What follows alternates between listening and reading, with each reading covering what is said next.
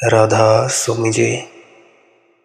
बाणी बाणी राधा स्वामी दयाल सतनाम सतपुरुष की। आज की सत्संग वीडियो का विषय एक प्रश्न के आधार पर है। एक मित्र ने प्रश्न पूछा है कि सच्ची और गहरी प्यास स्वयं परमात्मा तक पहुंचा देती है, फिर आप बार बार गुरु की महिमा बताकर क्या हमें लूला लंगड़ा तो नहीं बना रहे हैं? आप बार बार कहते हो गुरु कृपा, आत्म कृपा, परमात्मा कृपा, तो गुरु कृपा बार बार बताते हो तो इसका क्या फ़ायदा है? हम तो भजन सिमरन कर ही रहे हैं, क्या हमारा भजन सिमरन पर्याप्त नहीं है? तो आप क्यों बार बार गुरु की महिमा बताते हो? तो चलिए इसी विषय के संदर्भ में आज की सत्संग वीडियो आरंभ करते हैं। गुरु प्यारी सत्कारयोग सत्संगत जी, सबसे पहले तो आप सभी के चरणों में मेरा प्रणाम। आप सभी के भीतर बैठे परमात्मा को मेरा प्रणाम और आप सभी का बहुत बहुत धन्यवाद कि आप लोग मुझे सुनने आए। कुछ चंद लफ्ज़ मुझे बोलने का मौका मिला। आप लोगों की वजह से मुझे ये सेवा का मौका, सेवा देने का मौका मिला। शुरू करने से पहले मेरी दो विनतियाँ। पहली विनती यह कि कोई भी जो भी व्यक्ति इस वीडियो को सुनने लगा है, कृपया पूरा अंत तक सुनने की ज़रूर कृपालता करें जी। अगर अंत तक नहीं सुनोगे तो हो सकता है आपका मन बहुत तंग करे, आपको भजन सिमरन के वक्त कुछ प्रश्नों के आपको जवाब ना मिले या ना मिलते हों। हो सकता है किसी एक शब्द में, किसी एक वाक्य में आपको अपने प्रश्न का जवाब मिल जाए और आप भजन सिमरन में तरक्की कर पाए। अगर आप चाहते हो कि आपका मन आपको तंग ना करे तो पता नहीं कौन सी बात आपके हृदय में गहरे उतर जाएगी और आपको तरक्की करने में मदद कर देगी। दूसरी विनती मेरी यह है कि आप जी इस चैनल को सब्सक्राइब करना चाहे तो कर सकते हैं और ऑल बेल नोटिफिकेशन आइकन को भी दबा सकते हैं, ताकि जो भी नई वीडियो आए वो आप तक सबसे पहले पहुंच जाए और आप कोई भी वीडियो मिस ना कर सको। बाकी आपकी अपनी अपनी इच्छा है, अपनी अपनी मौज है, जैसा भी आप चाहें वैसा कर सकते हैं। गुरु प्यारी सत्कारयोग सत्संगत जी, जैसा कि मित्र ने पूछा कि आप बार बार गुरु की महिमा बताकर हमें लूला लंगड़ा तो नहीं बना रहे हैं? मेरे मित्र, लूले लंगड़े तुम हो और ज़्यादा लूले लंगड़े तुम बनाए नहीं जा सकते।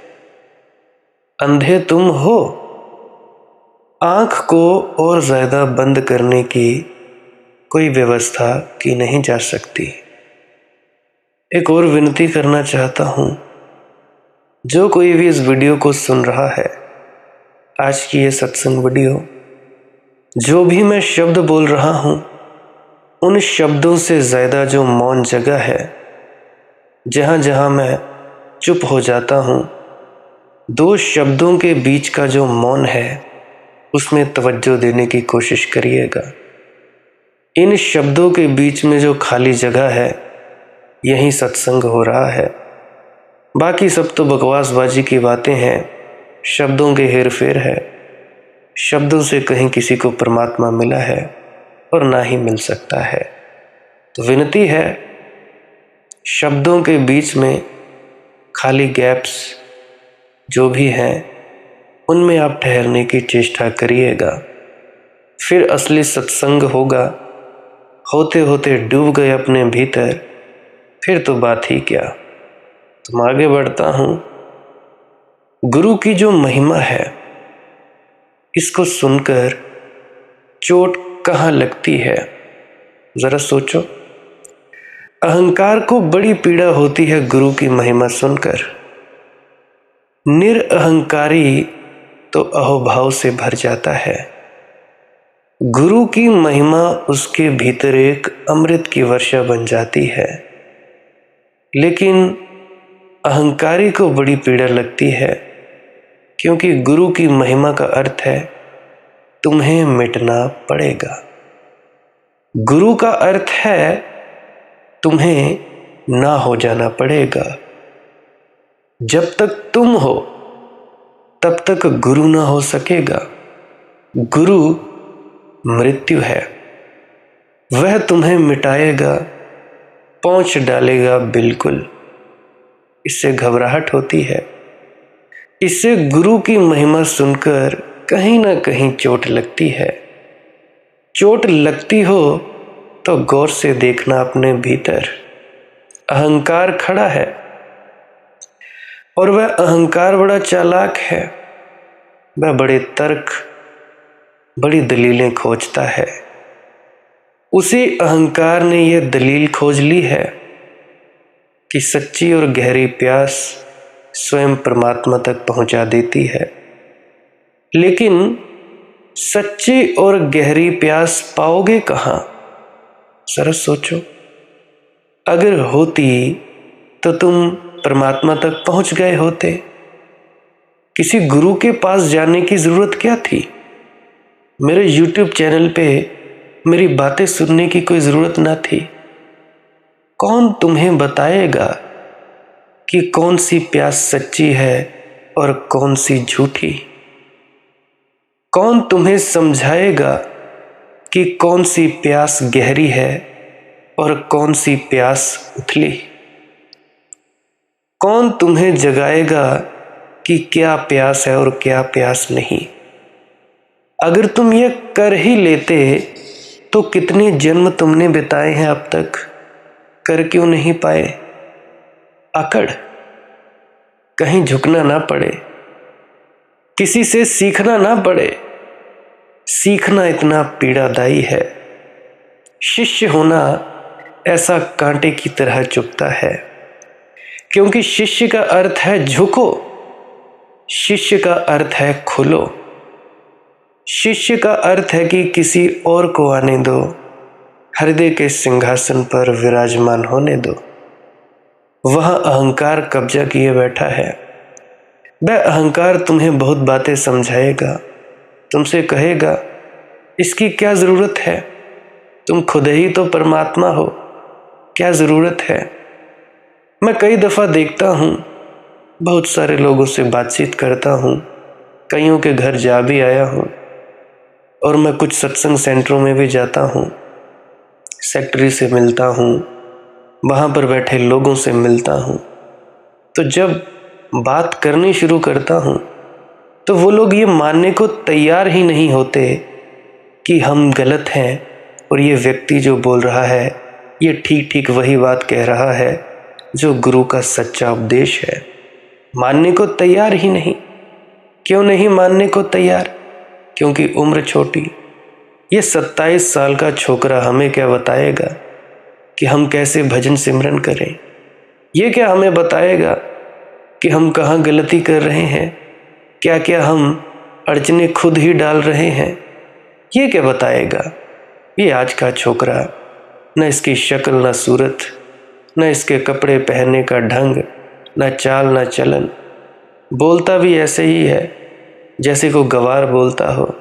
तो ये सब उनके मन पढ़ लेता हूँ कि उनके मन में क्या चल रहा है, हृदय में क्या बातें चलती हैं, वो देख पाता हूँ। तो बड़ी दफ़ा ये दिल करता है कि भाई जाऊँ ही ना कहीं भी, क्या ज़रूरत है जाने की। जब कोई लेने को तैयार ही नहीं तो बुलाता पता नहीं कोई क्यों है। ये मैं क्या करूँगा इसका? आदर सत्कार का चाय पानी पूछते हो तुम मुझे, कहीं पे भी बुला लो, चाय पानी देते हो, खाना पूछते हो, बड़ी इज्जत देते हो, मान सम्मान देते हो। क्या करूँगा मैं इसका? असल चीज़ जो देने आता हूँ तुम लोग लेते नहीं, तो फिर क्या करूँगा? ये शरीर है, शरीर को खिलाओगे पिलाओगे, इस शरीर की सेवा करोगे, इस शरीर को आराम दिलवाओगे, इस शरीर की इज्जत मान सम्मान करोगे, ये शरीर तो यहीं का यहीं धरा रह जाएगा, यहीं का यहीं। अभी परमात्मा सांस छीन लेगा, एक पल भी तो ना बोल पाऊंगा, एक पल भी तो सांस ना ले पाऊंगा। तो मुझे नहीं समझ आता कि तुम लोग इज्जत किसकी करते हो, इस नश्वर शरीर की या इस शरीर के अंदर बैठे चैतन्य की। चैतन्य को तुम पहचानते नहीं और देखते क्या हो, ये हड्डी मांस मज्जा से बना हुआ शरीर, ये कपड़े, ये बोलने का ढंग, ये मेरी शक्ल, ये सूरत, और क्या देखते हो। और जब तुम लोग मेरी उम्र देख लेते हो, पूछ लेते हो कि ये तो बच्चा, फिर तो क्या ही बात है। तुम्हारे अंदर के विचार बदल जाते हैं, तुम्हारे रंग ढंग बदल जाते हैं। गुरुओं की और मार्गदर्शकों की कोई कमी नहीं है, कोई कमी नहीं है। चढ़ावा चढ़ाते जाओ, जल भभूत लौंग इलायची लेते जाओ, पानी बनवाते जाओ, गले में डोरियां पड़वाते जाओ, आशीर्वाद लेते जाओ, पैसा रखते जाओ।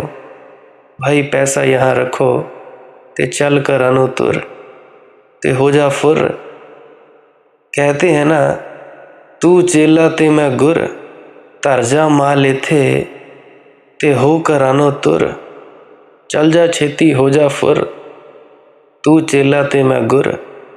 बहुत से मिलेंगे, सच्ची बात, सच्ची दौलत लेने को कोई तैयार नहीं। अहंकार तुम लोगों का बहुत बड़ा, अहंकार बहुत बातें समझाता तुम लोगों को, तुमसे कहता क्या ज़रूरत इसकी, खुद ही परमात्मा हो।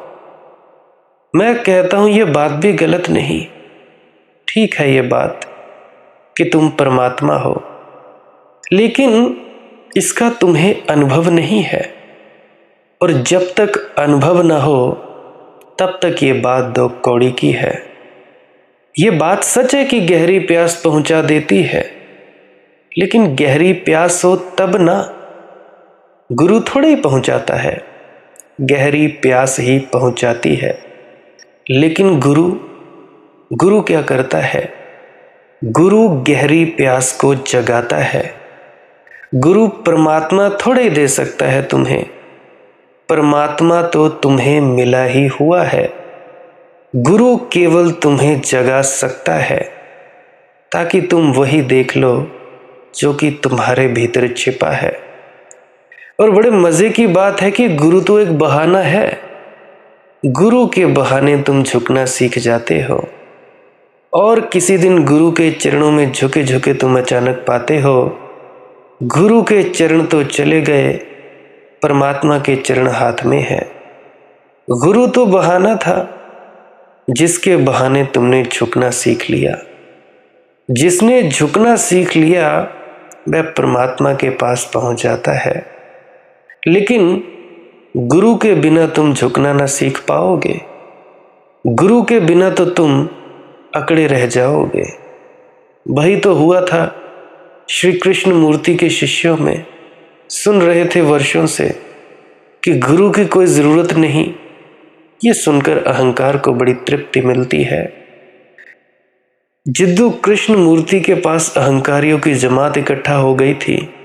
वहां तुम्हें विनम्र आदमी खोजने से नहीं मिलता, क्योंकि जिनका अहंकार नहीं झुकना चाहता उन्हें जिद्दू कृष्ण मूर्ति की बात बहुत जंचती। और बात बिल्कुल सही, लेकिन जंचना बिल्कुल गलत। कभी कभी तुम ठीक बात को भी गलत कारण से पकड़ लेते हो। बात तो बिल्कुल ठीक होती है, लेकिन कारण तुम्हारा बिल्कुल गलत होता है। कभी कभी तुम सच का उपयोग झूठ की तरह करते हो। तुमने सोचा कभी, तुम सच का उपयोग ही किसी को चोट पहुंचाने के लिए करते हो, तब सत्य हिंसा बन जाता है।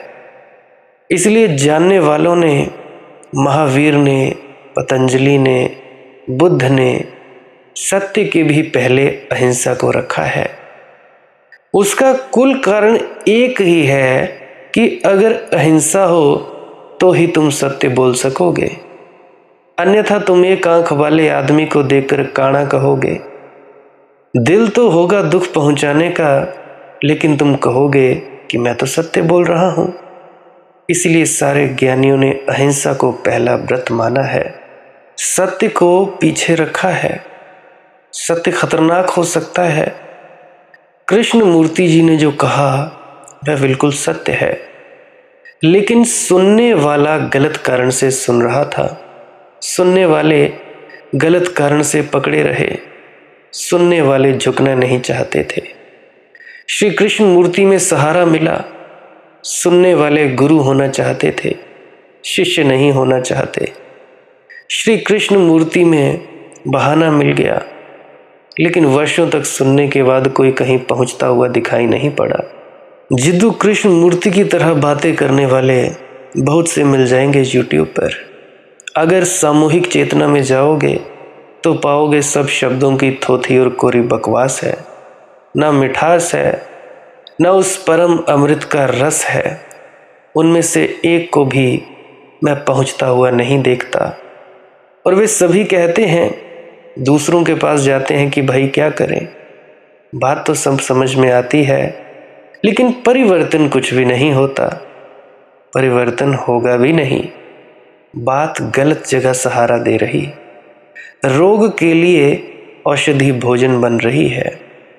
तुम कहते हो गुरु की महिमा सुन सुनकर तुम लंगड़े लूले ना बन जाओगे। अगर तुम लंगड़े लूले ना होते तो तुम मेरे पास आते ही नहीं। तुम मेरे YouTube चैनल पर आए ही इसलिए हो कि तुम लंगड़े लूले हो। गुरु के हो जाने के बावजूद भी नामदान ले लिया तुम लोगों ने, दीक्षा ले ली, चाहे संत कहीं के भी हों, ब्यास के हों, होशियारपुर के हों, आगरा के हों, राजस्थान के हों, जहाँ मर्जी के हों। तुम आए ही इसलिए हो कि तुम लूले लंगड़े हो और तुम चलना सीखना चाहते हो। तुम लूले लंगड़े भी हो, लेकिन तुम अहंकारी भी हो कि तुम किसी का सहारा लेकर चलना भी नहीं सीखना चाहते। तुम चलना भी सीखना चाहते हो, लेकिन किसी को धन्यवाद भी ना देना पड़े। इतनी भी उदारता तुम्हारे हृदय में नहीं है कि किसी के प्रति कृतज्ञ होना पड़े, अनुग्रहित होना पड़े कि किसी ने चलाया। तुम्हारा अहंकार इतना सा धन्यवाद भी ना दे सकेगा। और गुरु ने कुछ मांगा नहीं है, कभी धन्यवाद भी नहीं मांगा। गुरु की महिमा का एक ही अर्थ है कि मैं तुम्हारे अहंकार की निंदा कर रहा हूँ। निंदा थोड़ी पॉजिटिव वे में है।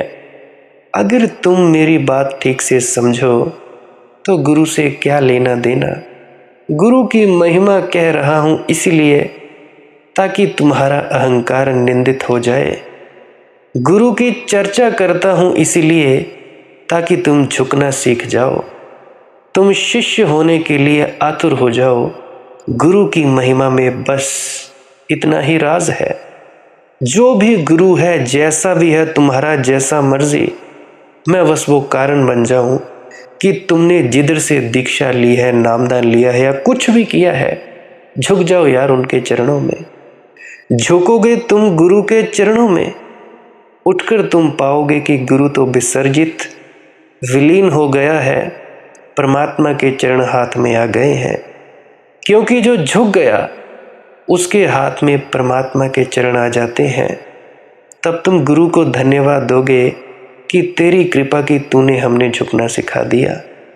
झुकते ही मिल गया जिसे हम खोए थे, झुकते ही जान लिया जिसे जानने की बड़ी प्यास थी। अहंकार के मिटते ही परमात्मा प्रकट हो जाता है, खुदी के मिटते ही खुदा प्रकट हो जाता है। एक मेरे मित्र ने और प्रश्न पूछा है, साथ में लेता चलूं, कि जीवन ऊर्जा के शीघ्र से शीघ्र रूपांतरण के लिए कौन सी ध्यान विधियां उपयोगी होंगी। मैं कुंडलिनी जगाना चाहता हूं तो कैसी कैसी ध्यान विधियां उपयोगी होंगी। मुझे जल्दी से जल्दी पहुंचना है, क्या करूं। मेरे मित्र, पहली तो बात यह है, शीघ्र से शीघ्र की दृष्टि ही गलत है, जल्दबाजी की दृष्टि ही गलत है। उसका अर्थ है कि तुम प्रतीक्षा करने को जरा भी तैयार नहीं हो। उसका अर्थ है कि तुम बड़ी जल्दी में हो, उसका अर्थ है कि तुम बड़े तनाव में हो, बड़े अधैर्य में। परमात्मा को वे ही पा सकते हैं जिनकी जीवन चेतना में जल्दी का रोग प्रविष्ट नहीं हुआ है, जो प्रतीक्षा करने को राजी हैं। प्रतीक्षा वरदान है। बहुत से मिल जाते हैं मुझे जल्दी जल्दी पहुंचना है। अब तक मैं पहुंचा क्यों नहीं, मैं पहुंची क्यों नहीं, तुम्हें कैसे हुआ क्या नहीं हुआ, तुमने क्या किया क्या नहीं किया। अजी मैंने कुछ नहीं किया, बस बैठा रहा प्रतीक्षा में। मेरे किए अगर कुछ होता तब मैं करना लेता, पैदा होते ही कर लेता, परंतु मुझे पता था मेरे किए कुछ भी ना होता। मैं बस प्रतीक्षा में सतत बैठा रहा। जो गुरु का हुक्म सिर आँखों पर, जैसा गुरु ने कहा वैसा किया। कहा कि बैठो, बैठता रहा। मुझे कुछ मिले ना मिले मुझे क्या लेना देना, बैठता गया। गुरु ने कहा ऐसे बैठो तो बैठ गया, गुरु ने कहा कि ऐसे धुन सुनो तो सुनी, मुझे क्या मतलब था। जैसा जैसा गुरु ने कहा मैंने किया, कोई सवाल भी नहीं उठाया। हाँ, पहले उठाता था सवाल, जब से विधि बताई कि ऐसा ऐसा करो उसके पहले सवाल उठाता था। जब बता ही दिया, सर दे ही दिया, ठीक है भाई जिधर ले जाना ले चल, हमें क्या लेना देना, बन गई बात। तो प्रतीक्षा वरदान है। प्रतीक्षा का अर्थ है कि तू इतना विराट है कि अगर अनंत जन्मों तक भी प्रतीक्षा करनी पड़े और फिर तू मिले तो भी जल्दी ही मिल गया। प्रतीक्षा का अर्थ है कभी भी तू मिलेगा, अनंत काल में भी, तो भी तू जल्दी मिल गया, क्योंकि मेरी पात्रता ही क्या थी, तब भी मिलना ही चाहिए, ऐसी कोई पात्रता तो नहीं थी। अगर तू ना मिलता तो शिकायत क्या थी। और जितनी तुम जल्दी करोगे उतनी देर हो जाएगी। और तुम्हें पता है, कभी कभी तुम्हें साधारण जीवन में भी अनुभव हुआ है कि जल्दी ट्रेन पकड़नी है, बस पकड़नी है, उस दिन और देर होने लगती है। कोट के बटन नीचे की ऊपर लग जाते हैं, उल्टा जूता पैर में चला जाता है, कुछ रखना था कुछ और रखा जाता है, चाबी घर ही भूल आते हो, टिकट तुम्हारी गाड़ी में छूट जाती है। बड़ी जल्दी में थे। जितनी जल्दी में होते हो उतनी देर लगती है, क्योंकि जल्दी समय को नष्ट करती है, जल्दी समय को गलाती है, जला डालती है। और जल्दी का अर्थ है मन में तनाव होता है, अशांत होता है, बड़ी तरंगे और बड़ी लहरें मन में होती हैं। तो जितने धीरज से तुम चल सको उतने जल्दी तुम पहुंचते हो। और अगर तुम अनंत प्रतीक्षा के लिए राजी हो तो इसी क्षण घटना घट सकती है। इसी क्षण मुझे सुनते सुनते ही एक चुटकी, ऐसे इसी क्षण, इतनी देर में। ये वक्तव्य विरोधाभासी मालूम पड़ेंगे। मैं ये कह रहा हूं कि अगर जल्दी चाहिए हो तो जल्दी मत करना। मैं ये कह रहा हूं कि अगर जल्दी न चाहिए हो तो जितनी जल्दी करना हो करना। वह मन जो बहुत आतुर होकर जाता है और जल्दी में कहीं पहुंच ना पाएगा, क्योंकि परमात्मा को मिलने का रास्ता शांत होना है। जल्दी तो अशांति है। प्रतीक्षा करो। इसका ये अर्थ नहीं कि मैं ये कह रहा हूं कि प्यासे मत बनो। प्यास तो तीव्र हो, तुम बैठो रोज, प्रतीक्षा अनंत हो। प्यास तो ऐसी हो जैसे अभी चाहते हो, और प्रतीक्षा ऐसी हो कि जैसे कभी भी मिलेगा तो भी जल्दी है। ये दो गुण जब तुम्हारे जीवन धारा में जुड़ते हैं तभी बात बनती है। बात याद आती है मुझे सूफी फकीर बायजीद की। अपने शिष्य को कहा करता था कि हर काम ऐसे करो जैसे ये आखिरी दिन है। आलस्य का उपाय नहीं है। हर काम ऐसे करो जैसे ये जीवन का आखिरी दिन है। ये सूर्यास्त आखिरी सूर्यास्त है। अब कोई सूर्योदय नहीं होगा, कोई कल नहीं है, बस आज सब समाप्त है। हर काम ऐसे करो कि ये आखिरी दिन है, और हर काम ऐसे भी करो कि जीवन अनंत काल तक चलेगा। कोई जल्दी नहीं है, बड़ा विरोधाभास है। ये तुम दोनों बात एक साथ कैसे साध सकोगे? ये साधी जा सकती है, साधी जाती हैं, ये सध जाती हैं। और जिस दिन ये सधती है ना, तुम्हारे भीतर एक ऐसा अपूर्व संगीत जन्मता है जिसमें प्यास तो प्रबल होती है, प्रतीक्षा भी उतनी ही प्रबल होती है। प्यास तो तुम्हारी होती है, तुम जलते हो, आग की लपट बन जाते हो। व्याकुलता गहन होती है, ये तुम्हारी दशा है। लेकिन इस कारण तुम परमात्मा से ये नहीं कहते कि तू अभी मिल। तुम परमात्मा से कहते हो, ये प्यास मेरी है, मैं जलूंगा, लेकिन मैं राजी हूँ। जब तुम्हें मिलना हो, तेरी सुविधा है, तू मिल जा, तेरी मौज, मैं द्वार पर बैठा रहूँगा। We should have to knock at the door. Just knock and the door will be opened. मैं दस्तक भी ना दूंगा, मैं प्यासा रहूँगा। भक्तों की पराकाष्ठा, भक्त भक्त का फर्क। कुछ वक्त कहते हैं कि मेरी प्यास एक अग्नि बन जाएगी, अगर वही तेरे द्वार पर दस्तक बन जाए तो पर्याप्त है, लेकिन मैं और जल्दी ना करूँगा। यह भक्ति का रसायन है, यह भक्ति का पूरा शास्त्र है कि तुम मांगो भी और जल्दी भी ना करो, प्रार्थना भी हो और होंठ पर मांग भी ना आए। बायजीद जब प्रार्थना करता था तो कभी उनके होंठ ना हिलते थे। शिष्य ने पूछा, हम प्रार्थना करते हैं, कुछ कहते हैं तो होंठ हिलते हैं, आपके होंठ नहीं हिलते? आप ऐसे पत्थर की मूर्ति की तरह खड़े हो जाते हो। आप कहते क्या हैं भीतर? क्योंकि भीतर भी आप कुछ कहेंगे तो होंठ का थोड़ा कंपन आ जाता है, चेहरे पर बोलने का भाव आ जाता है, लेकिन वह भाव भी नहीं आता। बायजीद ने कहा कि मैं एक बार एक राजधानी से गुजरता था और एक राजमहल के सामने सम्राट के द्वार पर मैंने एक सम्राट को भी खड़े देखा और एक भिखारी को भी खड़े देखा।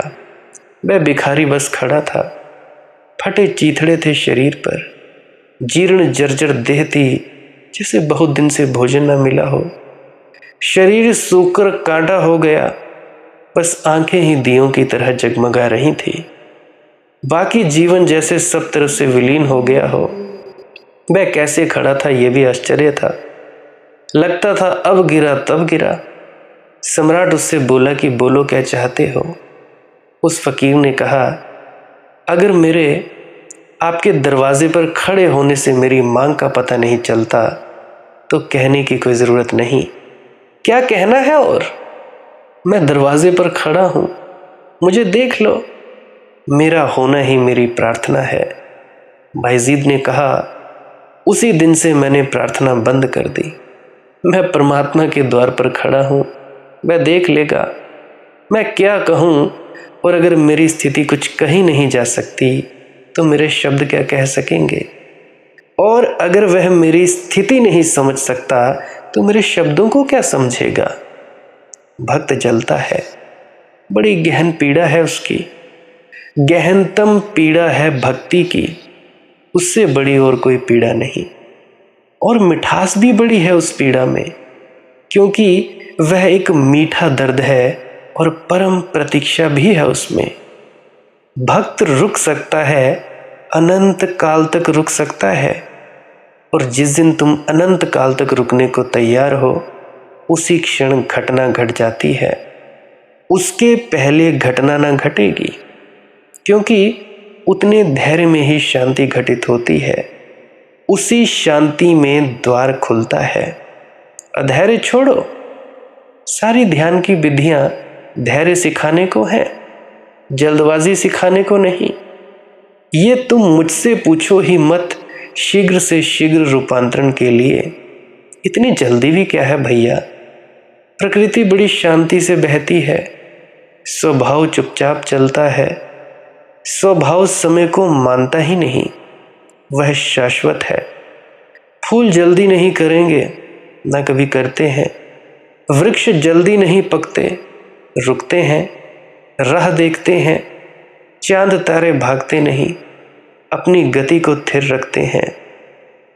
मैंने सुना है ईश्वर चंद्र विद्यासागर ने अपने संस्मरणों में लिखा कि उनके पांडित्य की खबर सारी दुनिया में पहुंच गई और गवर्नर जनरल ने, तब राजधानी कोलकाता हुआ करती थी, उन्हें सम्मानित करने के लिए राज दरबार में बुलाया। तो वे गरीब आदमी थे, फटे पुराने कपड़े। मित्रों ने कहा, यह ठीक नहीं, तुम्हारी प्रतिष्ठा भारत की प्रतिष्ठा है, तुम इन कपड़ों में जाओगे अच्छा न लगेगा। दरबार में जाने योग्य ये कपड़े नहीं, हम तुम्हें अच्छे कपड़े बना देते हैं। पहले तो उन्होंने इनकार किया, लेकिन फिर उन्हें बात समझ में आ गई कि यह उचित ना होगा और इसमें गवर्नर जनरल का भी अपमान है, वह भी नाराज़ हो सकता है। व्यवस्थित कपड़ों में जाना ज़रूरी है। तो वे राज़ी हुए, लेकिन मन में थोड़ी बेचैनी रही। कल सुबह जाना है और आज की सांझ में घूमने गए हैं, बगीचे की तरफ गए हैं।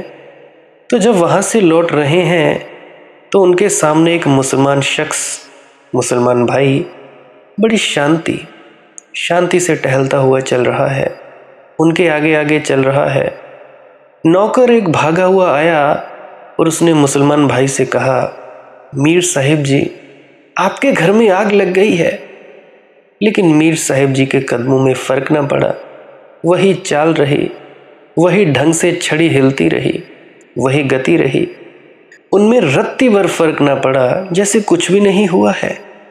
नौकर समझा कि शायद मीर साहिब समझे नहीं, शायद मेरी बात सुने नहीं।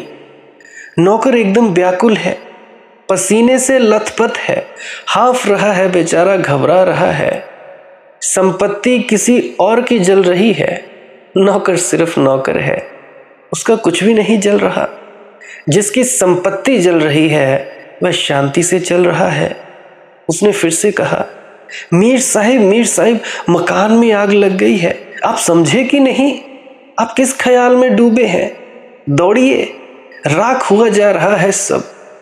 उस मुसलमान भाई ने अपने नौकर से कहा, ना समझ, क्या साधारण से मकान के जलने के कारण अपने जीवन भर की चाल छोड़ दूं? और फिर मकान तो जल ही रहा है, मेरे दौड़ने से मैं भी जलूंगा? जलने दे मकान, और मेरे दौड़ने से कुछ बुझेगा तो नहीं, लेकिन मैं भी जल उठूंगा। अब मेरा ख्याल इतना ही है कि मकान तो गया, अपने को तो बचा लूं। विद्यासागर पीछे पीछे थे, सुनी ये बात, चोट कर गई। सोचा कि ये आदमी मकान में आग लग गई है और चाल बदलने को राजी नहीं है, और मेरे तो कोई मकान में आग नहीं लगी है और मैं कपड़ा बदलने को राजी हो गया हूं। नहीं, कल ऐसे ही जाऊंगा। तुम जब जल्दी में हो मेरे मित्र, तब आग तुम्हारे भीतर लग जाती है। संसार तो वैसे ही चल रहा है, जल रहा है आग में। तुम अपने को बचा लो, बस इतना ही काफी है। संसार तो जल ही जाएगा और तुम्हारे बचने का एक ही रास्ता है कि तुम्हारी शांति में, तुम्हारे धैर्य में, तुम्हारी प्रतीक्षा में कोई अंतर ना पड़े। धैर्य को ही ध्यान बनाओ, प्रतीक्षा को प्रार्थना, फिर देखो कितनी जल्दी उसकी घटना घट जाती है। इसी क्षण भी घट सकती है। मुझे सुनते सुनते एक क्षण भी रुकने की ज़रूरत नहीं है। अगर रुकना पड़ रहा है तो इसीलिए क्योंकि तुम बहुत जल्दी में हो।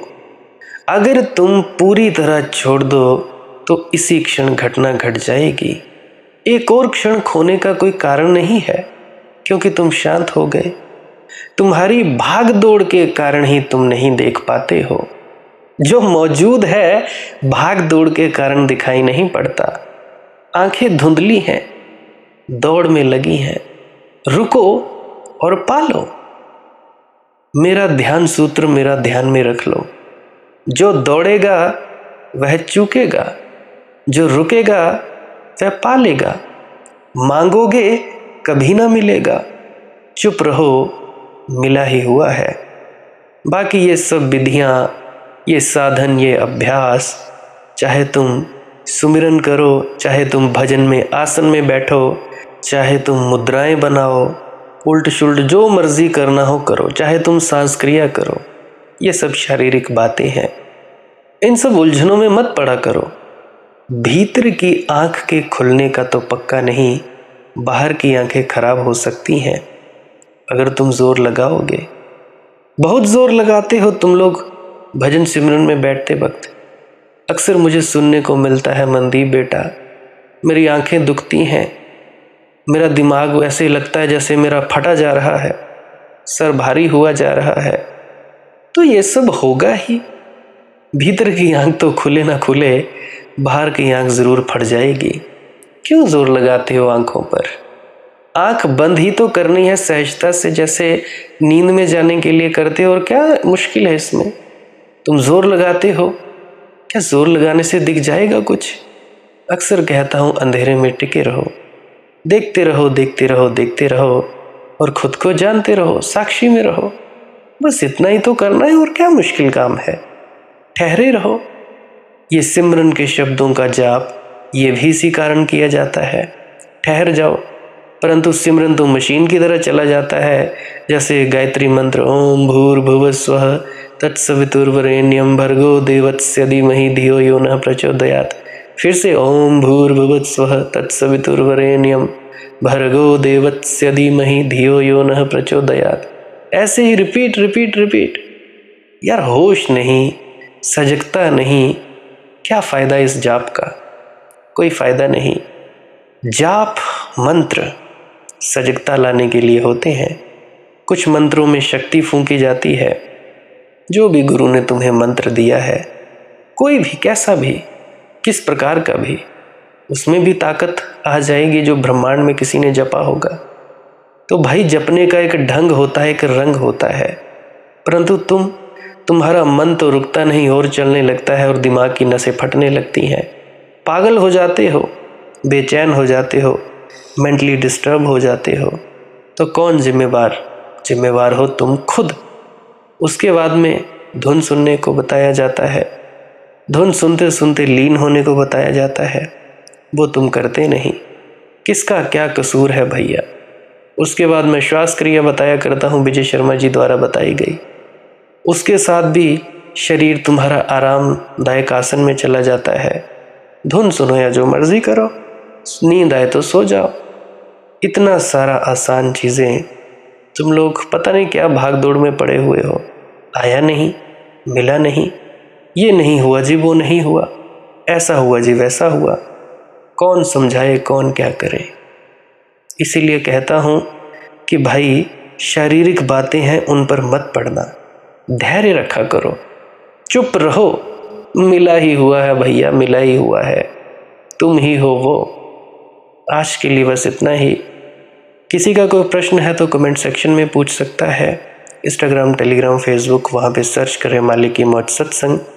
वहाँ पे आप जी अपना प्रश्न लिख सकते हैं पर्सनल। और आप जी कमेंट सेक्शन में राधा स्वामी भी लिख सकते हैं। बाकी शेयर करना हो अपने मित्रों परिजनों तक तो कर सकते हैं, नहीं तो आपकी अपनी मौज है, मैं बाधित नहीं कर सकता। और विनती है, पुरानी सत्संग वीडियोस को अवश्य सुना करें। क्या पता आपके किसी प्रश्न का जवाब मिल जाए, कोई ऐसी बात आपके हृदय में उतर जाए जिससे कि आपका पार उतारा हो जाए। बस आप डर जाओ अपने भीतर उतरने में। भजन सिमरन किया करो, ध्यान में उतरा करो, श्वास क्रिया किया करो, कुछ ना करने में उतरा करो। भजन सिमरन क्या है? भजन और सिमरन दो अंग हैं।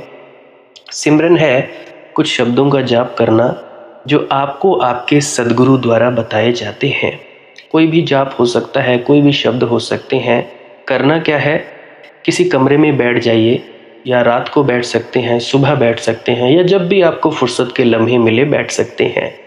तो जब बैठें तो शरीर को बिना हिलाए डुलाए बैठना है। जो बैठ नहीं सकता तो वो लेट जाए, जो चौकड़ी नहीं मार सकता वो टांगे सीधी कर ले। कोशिश ये रहनी चाहिए कि ज़्यादा से ज़्यादा वक्त शरीर को बिना हिलाए डुलाए बैठा जाए। उसके बाद अपने शब्दों का जाप शुरू कर दें। आंख बंद रखें, आंखों पर ज़्यादा जोर नहीं लगाना है। कोई कष्ट नहीं देना है, नहीं तो सर में दर्द होगा और फिर आप लोगों को परेशानी हो सकती है। तो आपने क्या करना है, चुपचाप शांत होकर बैठे रहना है, शब्दों का जाप शुरू कर देना है। जितनी देर भी आप करना चाहो, आधा घंटा, पौना घंटा, 10 मिनट, 15 मिनट, या जितनी भी आपको आपके सद्गुरु द्वारा दिया गया निर्देश है, जितना निर्देश है उसका पालन कीजिए। और उसके बाद दूसरा स्टेप करना बड़ा ही ज़्यादा ज़रूरी है। वो क्या है, वो उसी अवस्था में बैठे रहें या आसन भी बदल सकते हैं। ये जो शब्दों का जाप होता है ये एकाग्रता के लिए होता है, ताकि मन की एकाग्रता आ जाए। और जब मन की एकाग्रता आ जाए फिर दूसरा कदम क्या है, धुन सुनने के लिए बैठना। चुपचाप बैठे रहें, आंख बंद है, शब्दों का जाप बंद कर देना है। और अगर कोई भी आपके गुरु महाराज हैं, उनको आप स्मरण कर रहे थे, याद कर रहे थे, आंखों के सामने शक्ल ला रहे थे, तो उसको लाना बंद कर दीजिए। शब्द धुन सुन रही है तो सुनते रहिए, आंख बंद करके अंधेरे में ही टिके रहें। टिके रहना है और ये इच्छा नहीं करनी है कि कुछ दिखे, कहीं पहुंचा जाए, परमात्मा को पाना है, ये करना है, वो करना है।